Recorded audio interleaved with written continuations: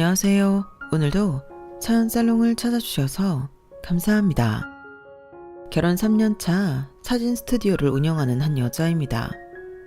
결혼을 하기 전에는 텔레비전이나 라디오 사연에 자신의 이야기를 적는 사람들이 참 이해가 안 됐었는데요. 직접 결혼을 해보니 알겠더라고요. 흔히 사람들이 결혼은 두 사람만의 일이 아니라고들 하잖아요. 둘만의 일이라면 속 시원하게 뒤집어져라 싸우고 풀면 그만인데 집안이 엮이면서 어른들은 물론이고 각자 소중한 가족이 끼게 되니 화난다고 화나는 대로 일일이 화낼 수도 없고 꾹 참고 넘어가야 하는 일들이 많으니 화병이 나더라고요. 그런 화병을 주변에 떠들고 하소연하고 다니기엔 제 얼굴에 침 뱉기 같고 가장 저와 가깝고 편한 남편에게조차 싸움이 될까봐 터놓고 말하지 못하니 이런 곳에 사연이라도 보내서 진심 어린 공감을 원하게 되는 것 같아요. 결혼하고 나서 잠깐은 세상에 하나뿐인 내 편이 생긴 것 같아 참 좋았지만 지금은 그게 아니란 걸 알아버렸거든요. 잠깐이라도 사람들에게 너만 그렇게 살고 있는 거 아니다. 넌 충분히 할 만큼 했다. 같은 응원과 인정을 받고 싶어서 사연을 쓰게 됐습니다. 물론 결혼을 했다고 다 저처럼 이런 상황들을 이해하게 되는 건 아니에요. 좋은 시댁 그리고 중간 역할을 잘하는 자상한 남편을 만나 잘 살고 계신 소수의 분들에게는 예외겠죠. 그럼 이제부터 제가 겪은 이야기를 시작해 볼게요. 본격적으로 이야기를 시작하기 전에 저희 집 이야기부터 해야 할 것 같아요. 저희 집은 딸만 셋인 딸부잣집이고 그 중에서도 저는 장녀로 자랐어요. 엄마 아빠는 항상 우리 집은 예쁜 딸이 많아 복 많은 집이라며 웃으셨지만 밖에서는 늘 딸만 셋이면 걱정이 많으시겠어요 같은 말을 들으셨죠. 그래도 괜찮았어요.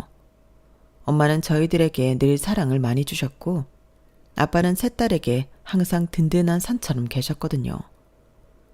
동생들 역시 밝고 씩씩한 성격이라 저희 집은 늘 화목한 분위기였어요. 반면 남편 집은 좀 달랐어요. 2남 1녀 중 남편은 차남으로 태어났어요. 장남인 형은 좋은 대학, 좋은 직장에 취직해 듬직한 장남 노릇을 톡톡히 해내는 사람이었고 막내 여동생은 늦둥이로 태어나 집안의 사랑을 독차지했어요. 아들을 둘이나 먼저 낳은 시어머니는 시댁에서 제대로 대접받는 며느리였고 덕분에 막내딸을 낳았을 때 딸 낳았다는 구박은 따로 받지 않았다고 해요. 그저 이제 아기는 볼 일이 없을 거라고 생각했던 집안에 귀여운 손녀딸을 안겨준 며느리가 되어 더 예쁨 받으셨죠. 그래서인지 온 가족이 시누이를 귀한 복덩이로 생각하고 있다는 사실을 결혼 전부터 알고 있기는 했어요. 남편만 해도 여동생을 각별하게 생각했거든요. 자기야, 내일은 뭐 해? 요즘 날씨도 좋은데 내일도 만날까? 내일은 안 되겠는데 동생이 좋아하는 카페 같이 따라가 주기로 해서. 아, 그래? 꼭 내일이어야 해? 우리 오랜만에 휴일이 이틀이나 맞는데.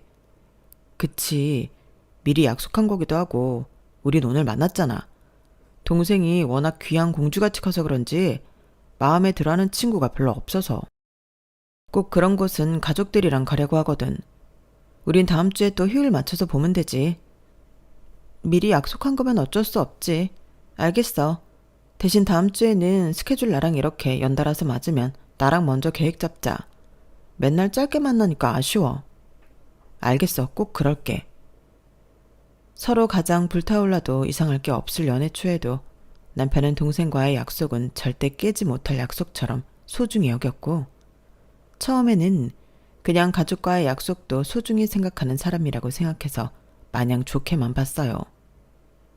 그땐 제가 남편을 좋아하고 자주 만나고 싶은 마음에 조금 철없는 부탁을 한 것도 맞으니 충분히 그럴 수 있다고 생각했죠. 하지만 그 다음 일이 있었을 때부터 뭔가 기분이 묘했어요. 그날은 제 생일이 껴있는 주간이었어요. 생일 당일은 아니었지만 생일 당일에는 각자 퇴근을 하고 만날 수 있는 시간이 적어서 생일 전전날인 주말에 만나 데이트를 하기로 했어요. 그런데 당일 아침에 갑자기 문자가 오더라고요. 유나야, 미안해. 오늘 동생이랑 같이 있어줘야 할 것 같아.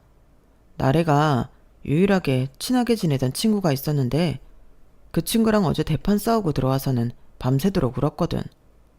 엄마도 오늘은 좀 가족들이 나래 옆에 같이 있어주자고 하시고 생일은 내가 당일날 제대로 챙겨줄게. 진짜 미안해. 친구와 싸우고 기분이 안 좋은 동생을 달래야 한다는 이유로 기다려왔던 약속이 미뤄졌다는 게 어이없었어요. 그래서 생일 당일 집 앞에 찾아온 남편을 모른 척하고 연락도 문자도 다 받지 않았어요. 걱정되게 왜 이렇게 연락을 안 받아. 나 지금 네 생일 축하해주려고 너희 집 앞이야. 제발 연락 좀 받아. 설마 내가 그날 약속 취소한 것 때문에 그러는 거야? 그날은 정말 어쩔 수가 없었어. 생일 당일이었다면 널 먼저 챙겼겠지만 그날은 당일도 아니었잖아. 가족이 안 좋은 일 생겼다고 하는데 모른 척하고 나만 즐겁게 놀다 들어갈 순 없잖아. 그 문자를 보니 도저히 참을 수가 없더라고요. 그래서 전화를 해서 한참 쏟아부었죠. 애초에 우리가 왜 당일 아닌 주말에 약속을 잡은 건데 각자 퇴근하면 몇 시간 못 보니까 제대로 데이트하자고 며칠 전부터 식당도 미리 예약해놓고 약속 잡은 거잖아. 근데 그걸 그렇게 일방적으로 취소를 해? 정말 급한 일이면 몰라도 네 여동생이 친구랑 싸워서 기분이 안 좋다는 이유로 그렇게 일일이 가족들한테 휘둘려서 내 약속은 소중히 안 여길 거면 나도 오빠 같은 사람이랑 연애하고 싶은 생각 없어. 그러니까 나랑 헤어질 생각 아니면 처신 똑바로 해. 남편은 그때 제게 아무 말도 못하더라고요. 그날이 저희가 처음으로 시누이 때문에 크게 싸워본 날이었어요.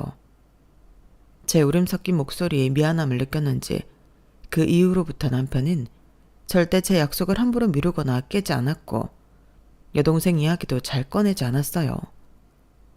그러다 보니 저도 이 일을 서서히 잊어갔죠. 그렇게 2년 정도 연애를 이어간 후 저희는 결혼하게 되었어요. 연애하면서 이렇다 할 큰 트러블 없이 잘 지내왔고 워낙 다정다감한 남편의 성향에 이런 사람이라면 결혼을 해도 행복하겠다고 생각했거든요. 양가에 구체적으로 결혼 이야기가 오가고 처음으로 시댁 식구들을 만나는 자리였어요. 아주버님은 먼저 결혼을 하신 터라 아주버님과 형님, 시누이까지 함께였죠. 시부모님께서는 제게 인자한 미소를 지어주셨고 아주버님과 형님도 긴장할 필요 없다며 잘해주셨어요. 시누이는 내내 호기심 어린 눈으로 절 빤히 바라보는데 시선이 조금 부담스럽긴 했지만 크게 신경이 쓰일 정도는 아니었어요. 그래서인지 시댁의 첫 인상은 딱히 특별할 건 없었던 것 같아요. 어디 하나 무난한 사람 없이 무난한 성격의 화목한 분위기였죠. 하지만 그땐 몰랐어요. 그때만 하더라도 남편이 시누이 입단속을 철저히 하고 있었다는 걸요.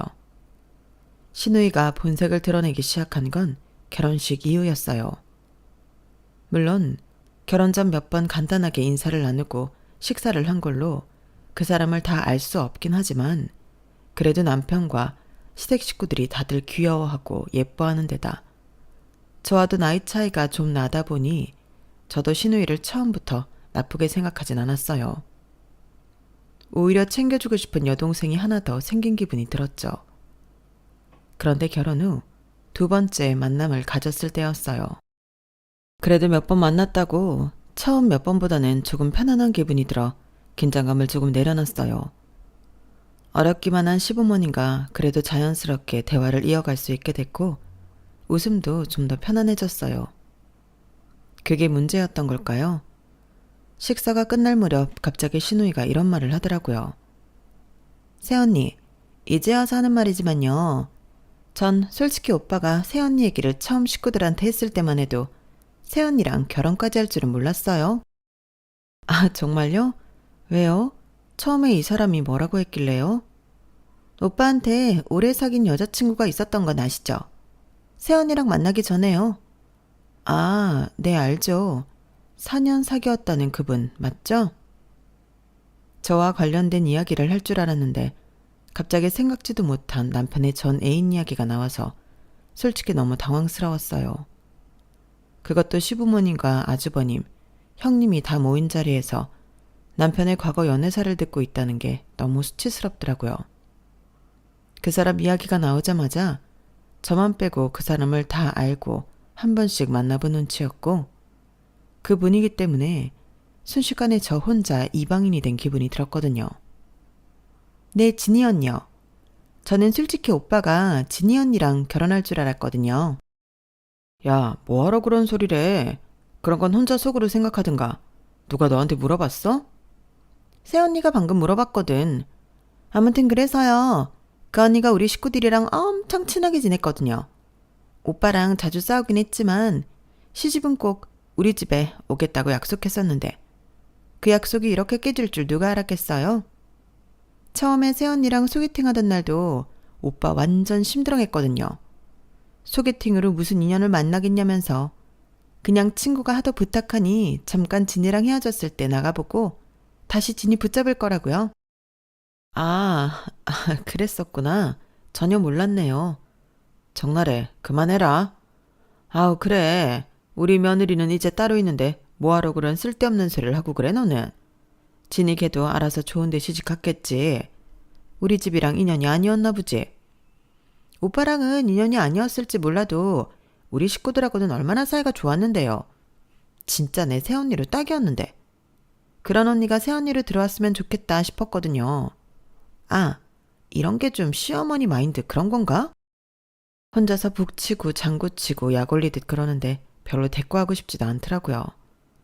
그래서 그냥 혼자 떠들게 내버려뒀어요. 별 반응 없이 관심을 꺼버리니 얼마 뒤에 혼자 그걸 느꼈는지 말을 뚝 멈추더라고요. 제가 본인 하는 대로 휘둘리지 않으니 내색은 안 해도 속으로 은근히 더 약올라 하는 게 느껴지더라고요. 그때 느꼈죠. 내 결혼 생활에는 신우이가 악역이겠구나 하는 걸요. 여보, 미안해. 나래가 좀 철이 없어서.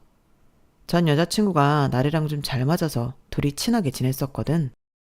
됐어. 지나간 이야기를 뭐하러 해. 근데 어떡하지? 나는 당신 여동생이랑 친하게 지내기는 그런 것 같은데. 굳이 시댁 식구들 다 있는 자리에서 그런 얘기를 꺼내는 걸 보니 내가 꽤나 마음에 안 드나 봐. 아니야. 몇 번 봤다고 당신이 마음에 안 들 게 뭐가 있겠어. 그냥 심술 부리는 거니까 그러려니 받아줘. 진이도 처음부터 마음에 들어한 거 아니야. 걔가 좀 싹싹하게 해주고 하니까 마음에 들어하는 거지. 우리 막내가 워낙 공주처럼 커서 깐깐해.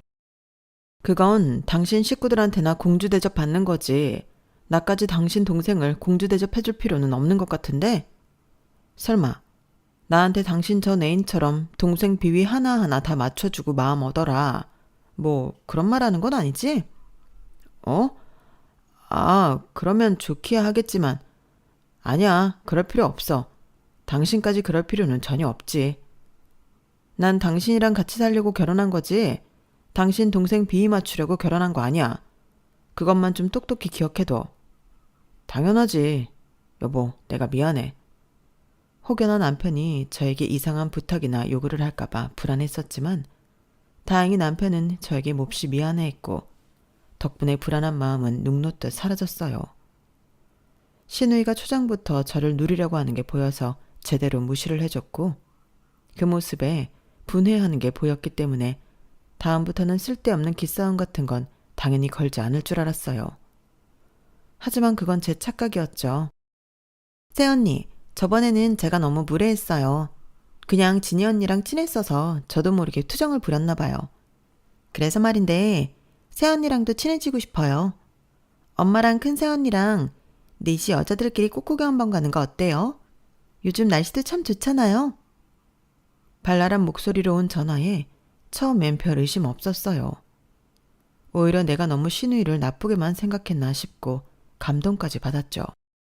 어머, 너무 좋죠. 안 그래도 꽃구경 한번 제대로 하고 싶었는데 너무 잘 됐네요. 그렇게 신나는 마음으로 시댁 여자들끼리의 첫 모임을 나갔어요. 신우이의 활달함과 따뜻한 시어머니의 미소, 그리고 차분한 형님의 태도까지 분위기는 평화로웠어요. 와, 진짜 꼬달해서 커피랑 디저트 먹으니까 너무 좋지 않아요? 행복하다. 제가 사진 엄청 많이 찍었거든요. 이거 지금 단체 톡방에 올려드릴게요. 구경하세요. 어머, 좋지. 얼른 올려주렴. 단체 톡방에 사진을 올려준다는 신우이의 말에 시어머니와 형님은 동시에 핸드폰을 들었어요. 저도 사진을 바로 확인하기 위해 기다렸지만 아무리 기다려도 사진이 오지 않더라고요. 어머, 너무 잘 찍으셨네요, 아가씨. 사진이 너무 화사해요. 형님, 혹시 사진이 어느 방에 온 거예요? 저는 아무리 기다려도 사진이 안 와서. 어머, 동서. 여기 말고 시댁 여자들끼리 있는 방 따로 있어. 여기로 확인하면 돼. 네? 저는 아직 초대가 안 된 것 같은데요. 아, 맞다. 아직 초대 안 됐겠구나. 줘봐. 내가 해줄게. 잠깐만요. 당연히 작은 새언니는 초대가 안 됐죠. 결혼하신 지 얼마 안 되셨잖아요. 근데 이제 결혼했으니까 초대해도 되는 거 아니에요? 에이, 아니죠. 요즘 사람들 이혼도 엄청 빠르던데. 벌써 초대를 해요? 그랬다가 갑자기 1, 2년 만에 이혼해버리면 너무 어색해지잖아요. 아, 그럼 결혼하고 언제쯤 초대될 수 있는 건데요? 적어도 큰 새언니처럼 3, 4년 이상은 되셔야 초대될 수 있는 거죠. 안 그래요, 큰 새언니? 아, 그런가? 우리 아가씨는 너무 섬세하고 신중하시다니까? 형님이 어색하게 웃고 시어머니는 그걸 당연하다는 듯 고개 끄덕이고 계시더라고요. 그렇기는 해. 요즘 워낙 이혼이 많아서 뭐 얼른 초대되고 싶으면 우리 아들이랑 잘 지내서 빨리 손주도 낳고 백년해로 하면 되지? 살짝 기가 차서 얼굴 표정이 굳어지니 제 얼굴을 본 신우이가 엄청 즐거워하는 것 같더라고요. 친해지고 싶다고 할 땐 언제고 사람 안 쳐다 대놓고 소외감을 조장하고 있는 모습이 참 정신연령 낮아 보였어요. 문제는 거기 동조하고 있는 두 분이었죠.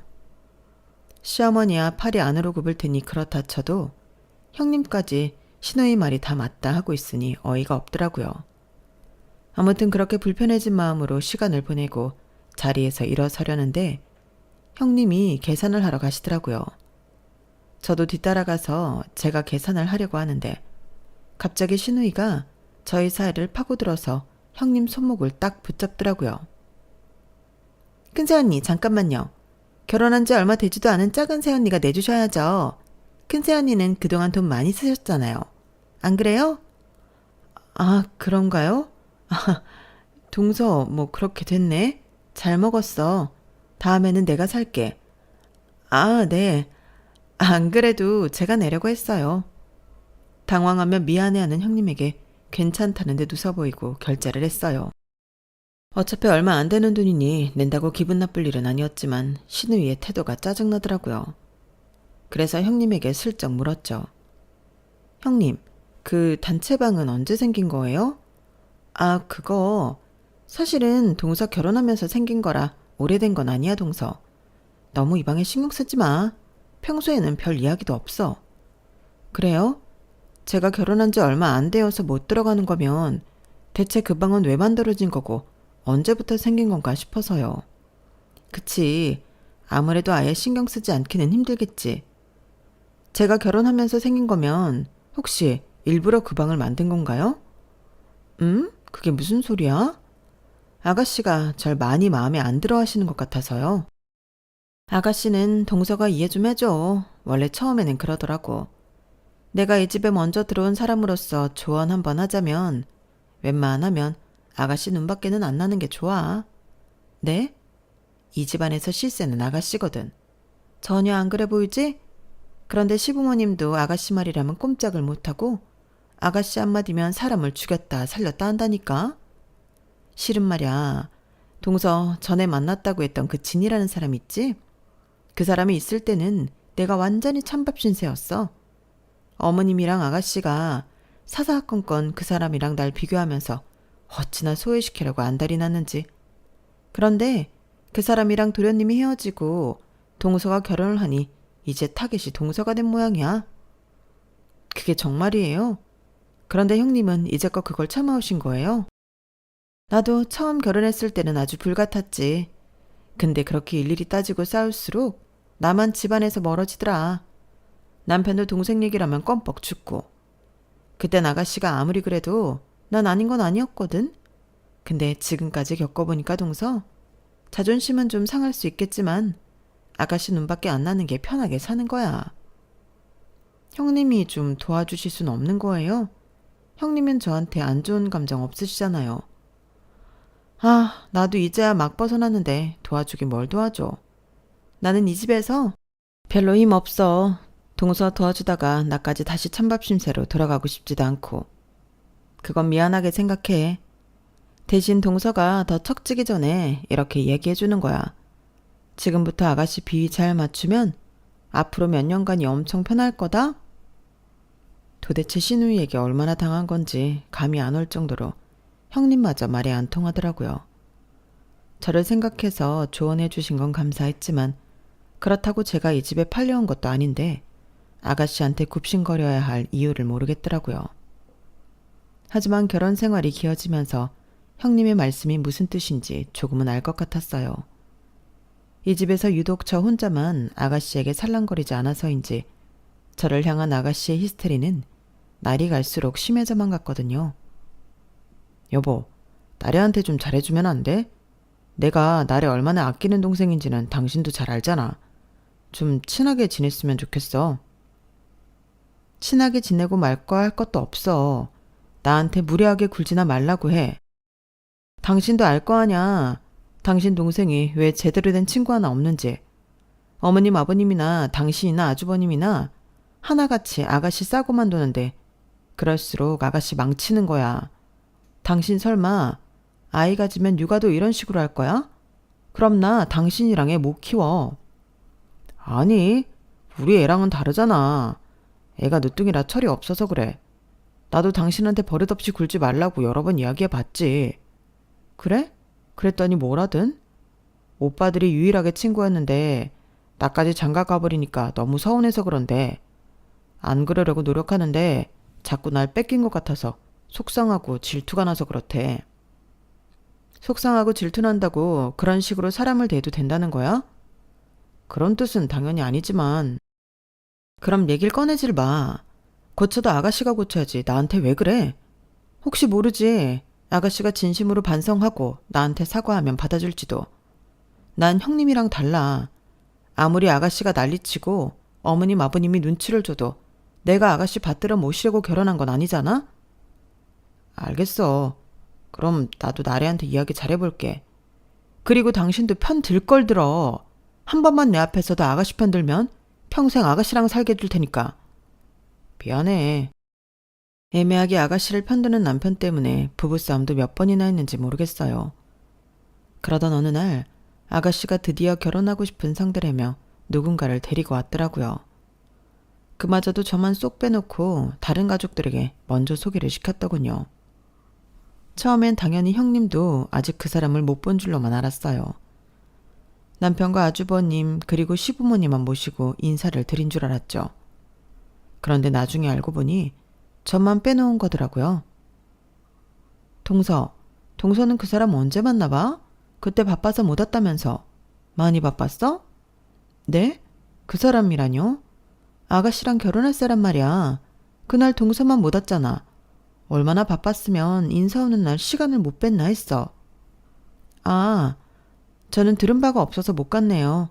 저만 빼고 모인 걸 이제 처음 알았거든요. 어머, 정말? 내가 말 실수한 모양이네. 미안해, 동서. 아니에요. 형님은 모르셨으니까 괜찮아요. 하다 급기야 결혼할 사람을 집에 소개시켜주는 자리에도 저만 빼놓고 불렀다니 기가 막혔어요. 어차피 저도 아가씨 같은 사람과 결혼할 남자는 안 봐도 뻔하기에 별로 궁금하지도 않았지만 기분이 나쁜 건 어쩔 수 없더라고요. 저에게 이 사실을 숨긴 남편도 괘씸은 했지만 이 일을 키워봐야 서로 피곤하기만 하니 그냥 계속 모른 척하기로 했어요. 실수로 말 꺼낸 형님 입장도 난처해질 것 같았거든요. 그래도 아가씨가 결혼을 하면 당분간은 지금처럼 시댁 식구들과 자주 교류하지는 못할 거고 그럼 제 스트레스도 확연히 줄어들 거라 기대는 되더라고요. 차라리 빨리 결혼해버렸으면 싶은 마음까지 들었죠. 아가씨의 결혼 진행 소식은 시부모님이나 형님을 통해서 주로 듣게 됐어요. 역시나 결혼을 준비하니 볼 일이 많이 없어져서 좋더군요. 그런데 하루는 저에게 직접 전화가 오더라고요. 어머 아가씨, 웬일이세요? 저한테 전화를 다 하시고. 아, 작은 새언니, 잘 지내시죠? 못 본 지 꽤 됐네요. 결혼 준비하면 원래 다들 정신 없잖아요. 준비는 잘 돼 가세요? 안 그래도 그것 때문에 전화드렸는데요. 혹시 다다음 주 목요일에 시간 되세요? 네? 왜요? 그날이 촬영 때 입을 드레스 고르는 날인데 새언니가 좀 봐주셨으면 해서요. 제가요? 저보다는 편하고 친하게 지내시는 형님이 낫지 않으세요?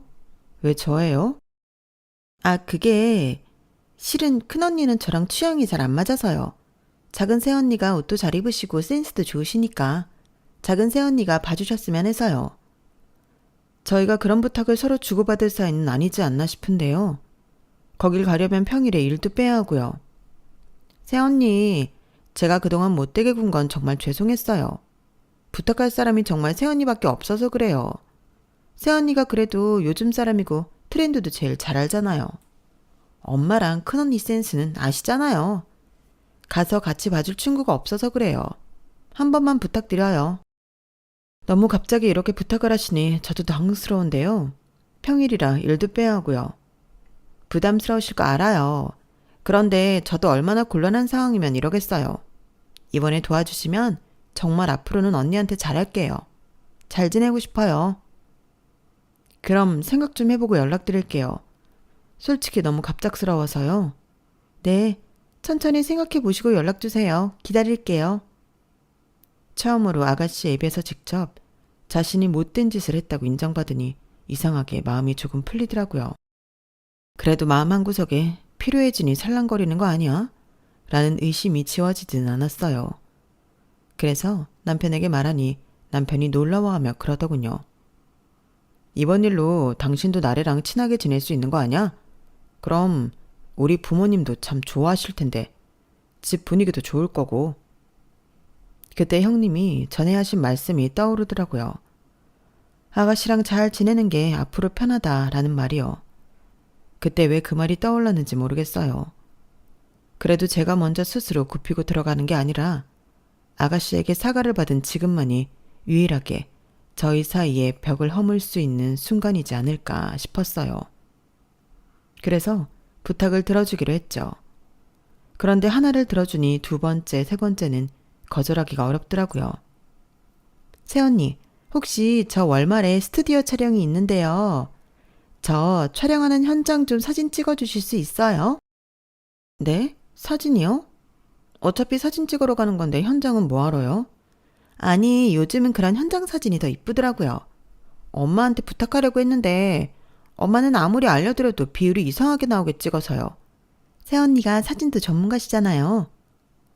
아유, 그래. 지난번에 네가 골라준 드레스들도 어찌나 예쁘든지 얘가 왜 너만 고집하는지 알겠더라. 네가 사진작가라 그런지 우리 가족 중에 가장 눈썰미가 좋기는 해. 촬영이야 부담 갖지 말고 하던 대로 해주면 돼.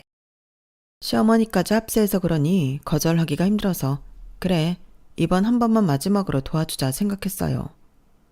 사실 사진 찍는 취미가 있어서 좋아하는 일이기도 하고 제가 직접 골라준 드레스를 입은 아가씨 모습이 궁금한 마음도 조금은 있었거든요. 그렇게 좋은 마음으로 도와주면 언젠가 제 마음에 보답을 받을 날이 있겠지 싶었어요. 하지만 결혼식이 다가올수록 그 생각은 틀렸다는 걸 조금씩 눈치채기 시작했죠. 아, 이거 하객이 많이 모자라서 어떡하나? 그러니까 나 어떡해 엄마. 우리 둘째 며느리가 사진 일 하면서 만나는 사람이 엄청 많을 것 같은데 하객 좀 채워주면 안 될까? 네? 어머님, 그건 좀 어려울 것 같은데요. 아무리 아는 사람이 많아도 그런 부탁을 어떻게 해요? 그래도 부탁할 사람이 작은 새언니밖에 없는데 어떡해요. 큰 새언니랑 저는 나이 차이가 너무 많이 나서 큰 새언니 친구들이 오면 너무 이상해 보일 거 아니에요. 그리고 큰 새언니는 주부라서 좀 직장인 같은 사람들이 오면 좋겠는데. 평소 얼마나 인맥 관리를 못했길래 좋은 날 와서 축하해줄 하객도 없나 싶은데 그런 주제에 원하는 하객상이 있다는 게 꼴보기 싫더라고요. 그동안 해온 부탁 들어주면서 잘 지내려고 노력했던 제 자신이 순식간에 후회됐어요. 됐어요. 다른 건 몰라도 그런 무리한 부탁은 못 들어드려요. 정 필요하면 요즘 하객 알바도 많다던데 알바생 쓰세요. 선 넘는 부탁이라 거절하니 바로 표정이 싸늘해지더라고요. 결혼하고 나서 시어머니 그런 표정은 처음 봤어요. 그렇다고 그 부탁을 들어줄 수는 없는 노릇이니 애써 모른 척했죠. 그러던 어느 날이었어요. 아버지가 돌아가신 건 시누이 결혼식 일주일도 채 남지 않았을 때였어요. 갑작스러웠고 믿기지 않았고 솔직히 말해서 세상이 잠깐 멈춘 것 같았어요. 근데 멈춘 건 저 혼자였더라고요. 아버지가 세상을 떠났다고 장례식장을 잡았다고 전화를 걸어서 알렸을 뿐인데 시어머니는 바로 그 자리에서 이렇게 말씀하셨어요. 지금 그 소식 알리려고 전화한 거니? 세상에, 사돈께서는 참 도움도 안 되시지. 우리 딸 결혼식 앞두고 이게 무슨 일이야? 어머님은 아버지의 사망 소식에도 어떤 걱정도 질문도 하지 않은 채 본인 딸 결혼식부터 생각하시더라고요. 그래서 너 지금 설마 장례식장에 간다는 건 아니지? 아니 뭐 지혜비 장례식이니 아예 안 갈 수 없겠다지만 얼른 보내드리고 빨리 돌아와라. 거기 미련하게 내내 상치르고 있지 말고. 다른 딸들은 몰라도 너는 그러면 안 되지. 원래 좋은 일 있기 전에 그런 곳 가면 안 되는데. 그래도 부모 상이니까 내가 잠깐은 허락하마. 어머님, 대체 그게 무슨 말씀이세요? 당연히 아빠 가시는 마지막 길인데 3일장 제대로 지켜드려야죠. 얘가 큰일 날 소리 하네? 내가 너 그럴 줄 알았다. 죽은 사람 곁 지킨다고 죽은 사람이 살아 돌아오기라도 하면 그러라고 하겠어. 근데 그러기는커녕 네가 그렇게 3일 내내 거기 죽치고 있다 와서 우리나라 결혼식에 귀신이라도 붙어서 오면 어쩌려고 그래? 책임질래? 어머님, 그럼 제가 아가씨 결혼식에 안 갈게요. 둘 다 참석하기 힘들다면 그게 맞는 것 같네요. 그럼 됐죠? 뭐? 네가 감히 우리 집에 시집을 와서 네 시누이 결혼식을 안 올 생각을 해? 제정신이니? 제가 그렇게 아가씨 결혼식에 가길 원하세요? 그래. 대신 네 아버지 상은 적당히 하고 얼른 집에 돌아와서 샤워 빡빡하고 와라. 알겠니? 이 결혼식에 재수운 붙으면 다 네 탓이야. 그렇게 안 봤는데 넌 정말 중요한 일 앞두고 이렇게 사람 예민해지게 하니? 행실 똑바로 해. 거기 죽치고 있을 시간 있으면 내 딸 결혼식 마무리나 제대로 도우라고. 살 사람은 살아야지. 그 말을 들으니 정말 화가 머리끝까지 나더라고요. 어떻게 이렇게까지 비인간적이고 자기 식구들, 자기 자식만 생각할까 진절머리가 났어요. 어머님의 그런 모습을 보고 나니 아가씨가 왜 그 모양으로 컸는지 알 것 같더라고요. 무개념에 제 기분만 생각하고 논리도 상식도 없는 점이 시어머니랑 꼭 닮았더라고요. 너무 화가 나는데 이걸 당장 풀기엔 제 앞에 닥친 슬픔이 너무 컸어요. 전화를 끊고 끓어오르는 분노는 잠시 삼키고 슬픔에 젖어있는 저의 자매들과 함께 조용히 아빠를 보내드리기로 했어요. 장례식은 아빠처럼 조용하고 따뜻한 분위기 속에서 치러졌어요. 마지막 날 3일장을 마무리하고 밀려오는 공허한 마음에 혼자 멍하니 앉아있는데 시어머니에게 전화가 왔더라고요. 장례식 내내 코빼기도 안 보이던 시댁 식구들이었기에 당연히 인사치레로라도 장례식은 잘 치렀는지 묻는 전화일 줄 알았건만 역시나 착각이더군요. 전화기 너머로 들리는 목소리는 애도는커녕 퉁명스러움으로 가득 차 있었어요. 너 지금 뭐하고 있니? 오늘 아버지 3일장 마지막 날이었어요. 어머님은 결국 안 오셨네요. 내가 미쳤다고 거길 가니? 너 근데 아직도 거기 있어? 지금 몇 시니? 내일 우리 딸 결혼식인데 기어이 3일장 내내 자리를 지킬 거야? 내가 너 그럴 것 같아서 전화해봤다. 아우 지독한 것. 너같이 귀신 붙은 사람이 오면 우리 딸 인생 망칠 수도 있으니까 오지 마라. 그 순간 이상하게 화가 나지도 않고 오히려 마음이 차분히 가라앉더라고요. 그냥 이 모든 걸 다 끝내줘야겠다는 생각이 들었어요. 다음날 결혼식장에 하객이 하나둘 모였고 드레스를 입은 신부와 정장을 입은 신랑이 신부 대기실에서 사진을 찍고 있었어요. 그리고 그들 앞에 상복 차림 그대로인 제가 등장했죠. 3일 내내 슬픔에 젖어있던 저를 남편조차 막지 못했어요. 검은 저고리와 검은 치마, 입술에 립스틱조차 바르지 않은 생기 없이 창백한 얼굴로 조용히 걸어가니 사진을 찍던 신랑 신부의 시선이 제게 향했죠. 작은 새언니? 세상에, 지금 뭐 하시는 거예요? 옷차림이 그게 뭐예요? 우리 아버지가 돌아가셨거든요. 상 다 치르자마자 오는 길이에요. 네? 작은 새언니 아버지가 돌아가셨다고요? 아, 심지어 모르셨어요? 하긴 귀한 막내 공주님이 결혼하는 좋은 날인데 어머님이 알리셨을 리 없죠. 상옥 입고 오길 잘했네요. 이미 늦었지만 이제라도 애도 좀 해주세요. 그래도 이 결혼식 제가 많이 도왔잖아요? 예, 너 지금 뭐 하는 거야? 정말 죽고 싶어? 어? 네. 저 여기서 그냥 확 죽어버릴까요? 우리 아버지 따라갈까요, 어머니? 네? 시댁에서 마음에 안 든다고 죽도록 괴롭혀서 신우이 결혼식 날 죽어버렸다고 기사에 대서특필 한번 나게 해드려요? 유명인 되고 싶으세요? 어머나 세상에. 아유, 머리야. 엄마! 제가 눈에 핏발까지 서며 발악하니 시어머니는 기함을 토하며 쓰러졌고 심각성을 깨달은 시아버지가 뒤늦게 달려오셨어요. 아유, 우리가 미안하다. 너 속상한 건 알겠지만 오늘은 우리 딸한테는 좋은 날이잖니. 이러지 마라. 결혼식 아직 시작도 안 했으니까 끝나고 이야기하자. 살 사람은 살아야지. 아주 어머님이랑 똑같은 말씀을 하시네요. 살 사람 하나 살리자고 대체 몇 명을 죽이시는 거예요? 네? 제가 이 집에 잘못한 게 뭐예요? 하객 좀 안 불러다 준 거요? 곤란한 부탁, 필요할 때는 살랑거리면서 부탁해서 다 들어줬더니 겨우 그 부탁 하나 안 들어줬다고 바로 싸늘하게 돌변하질 않나. 우리 아버지 장례식장에 아무도 부조금이나 참석은커녕 애도 전화 한 톡 안 하질 않나.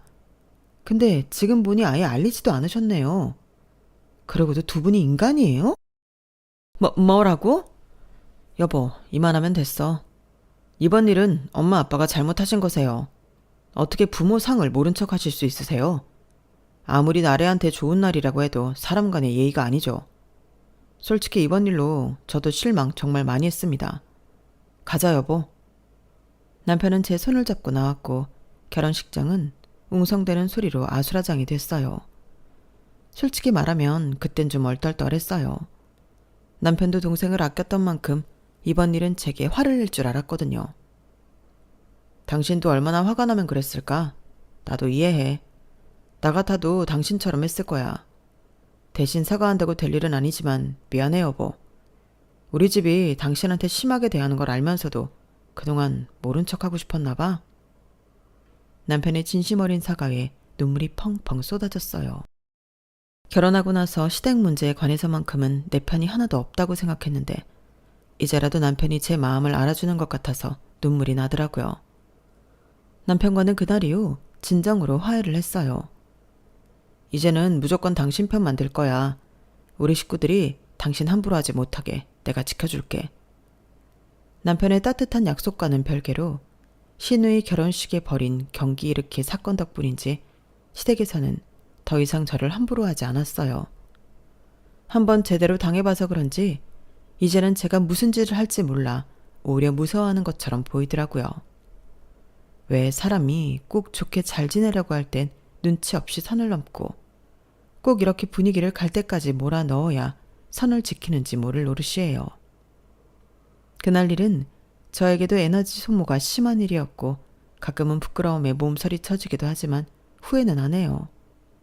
지렁이도 밟으면 꿈틀한다는 말이 있듯이 그 꿈틀을 제대로 해줘야 다시는 안 밟힌다는 게 인생이라는 걸 제대로 깨달았으니까요. 제 이야기는 여기까지입니다. 털어놓으니 속이 좀 후련합니다. 들어주셔서 감사드려요. 항상 행복하시고 무엇보다 건강하세요. 여러분, 사연 댓글에 응원과 현명한 조언 부탁드려요. 좋아요와 구독은 저에게 큰 힘이 됩니다. 오늘도 좋은 일 가득하세요.